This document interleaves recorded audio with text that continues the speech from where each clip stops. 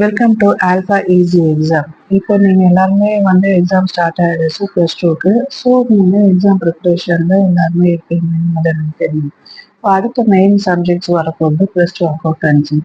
இந்த last minute preparation என்னங்கிறதுனா, இது வரைக்கும் நான் என்ன பண்ணுறதுன்னு தெரியல, எப்படியாச்சும் நான் ஒரு 50 to 60 மார்க்ஸ் எடுக்கணும் அப்படிங்கிற மைண்ட் தாட்டில் இருக்கிற ஸ்டூடெண்ட்ஸ் மட்டும் இந்த வீடியோ ஓகேங்களா. கண்டிப்பாக இந்த வீடியோவை நீங்கள் ஃபாலோ பண்ணீங்கன்னா you can score 50 to 60%. 60% of மார்க்ஸை நீங்கள் ஸ்கோர் பண்ணலாம் ஓகேங்களா. சென்டம்னு நான் சொல்ல முடியாது. ஸோ அதனால நான் பாஸ் ஆகணும், நான் 60% எடுத்து நான் காலேஜ் ஃபர்ஸ்ட் கிளாஸில் பாஸ் பண்ணணும் அப்படிங்கிற தாட் இருக்கிறவங்களுக்கு இந்த மொத்தம் உங்களுக்கு அக்கௌண்டன்சியில் மொத்தம் உங்களுக்கு 10 சாப்டர்ஸ் இருக்குது. ஸோ 10 சாப்டர்ஸில் நீங்கள் ஃபஸ்ட்டு ஒன் வேர்ட்ஸை முடிச்சிடுங்க. ஒன் வேர்ட்ஸ் வந்து புக் பேக் மட்டும் நீங்கள் படிச்சீங்கனாலே 20 ஒன் வேர்ட்ஸ் இருக்கு உங்களுக்கு. அது நீங்கள் 18 அட்டன் பண்ணிடலாம் ஓகேங்களா. Next theory questions. Theory questions நீங்கள் கம்பல்சரியாக நீங்கள் 4 to 5 வரும்.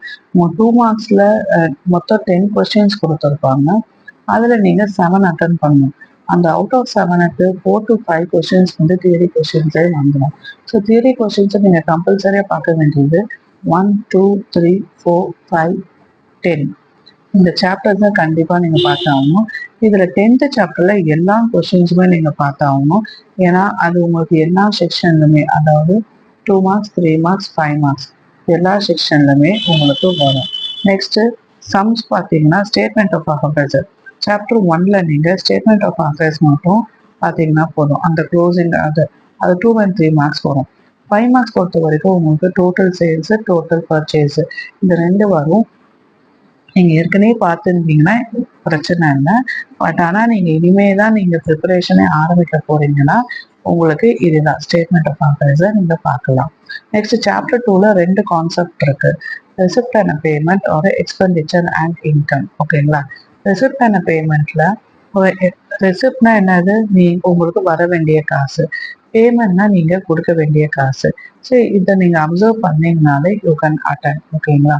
நெக்ஸ்ட் சாப்டர் 3க்கு 5, 11, 17, 18, 1, 2, 3, 4, 16, 22 இந்த சம்ஸ் எல்லாமே நீங்கள் பார்த்தீங்கன்னாலே போதும். இதுலேயும் அந்த ரூபன் டேரி, அருண் செல்வம், பத்மா பத்மினிங்கிற சம்ஸ் எல்லாம் இருக்கும்.